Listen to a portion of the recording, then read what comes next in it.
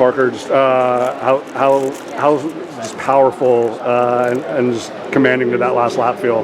Didn't feel good. I'll tell you what. I heard how fast it was, and I didn't believe it. But no, we got the job done and did it in a way that I couldn't imagine I could do it a year ago. So really excited to be going on.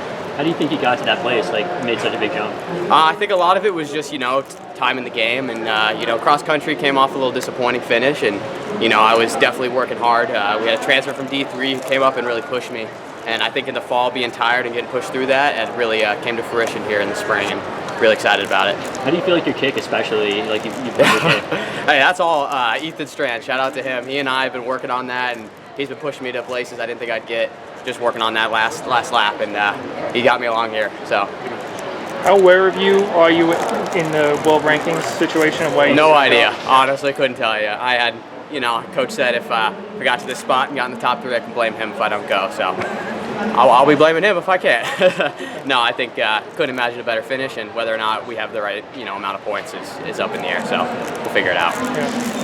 Want to give a shout out to your hometown and UNC? Yeah, Denver. Yeah, shout out Denver, shout out UNC. Couldn't imagine 2 better places to be from right now. So it's pretty exciting.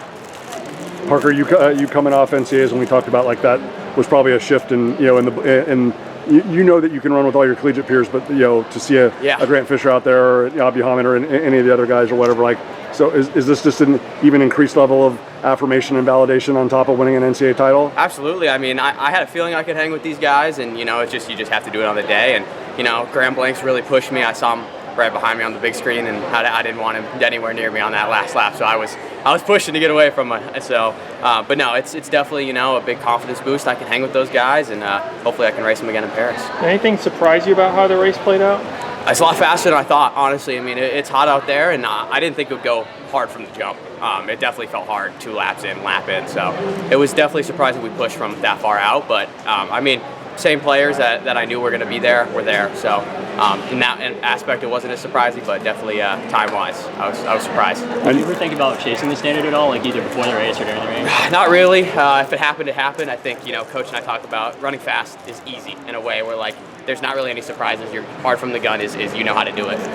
So obviously we were hoping for that, but we were just ready to go anyway. It planned out.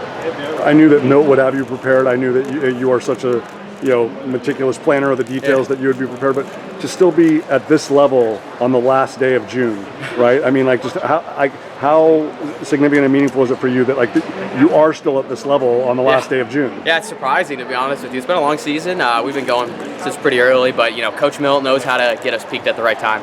I think he does it better than any coach in the NCAA. We've been under-raced, and I think it shows here. Yeah, definitely. Yeah, because you said at NCAAs, you thought one of the things outdoors that helped make a difference was maybe you were training through indoors a little bit, right. Focusing really on outdoors, peaking for then. Like, what does the training look at that part of the season versus outdoors? Like, how does it shift? Yeah, a lot of it in outdoors, we start touching that stuff that I do with Ethan, like a lot of that speed stuff, really practicing that last lap. We don't do much of that indoors, a little bit here and there, but it's more of like getting that base underneath us that's so important.